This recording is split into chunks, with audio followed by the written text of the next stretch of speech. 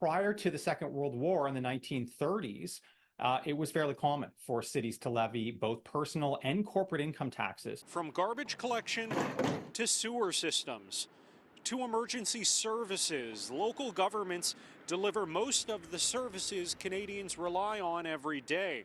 But most Canadian cities are in a cash crunch, relying on property taxes to fund those services.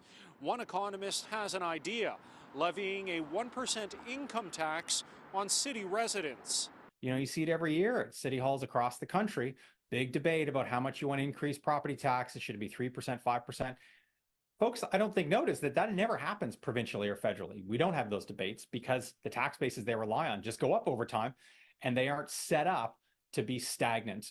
David Macdonald says even as property values increase, the amount of property tax a city collect doesn't, unless the local government raises rates.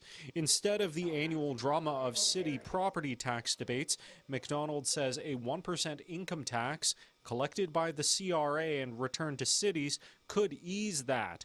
Macdonald says even though provinces hate being cut out of the picture, the Housing Accelerator Fund already does that. So this is absolutely doable, and there's real potential money on the line here in the hundreds of millions of dollars. I think we are paying enough in taxes as Canadians to the three levels of government, if you will. Karim Boulos is a former borough councillor in Montreal and says he can't support the idea.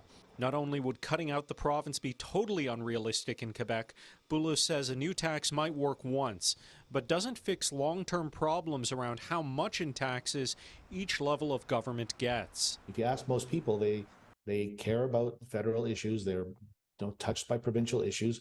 But day to day, if garbage isn't removed and snow isn't cleared and parks aren't usable and the services that they expect at a local level are not provided, their quality of life is immediately impacted. So I think it's just a question of redistribution. In Ottawa, Shaoli Lee, City News.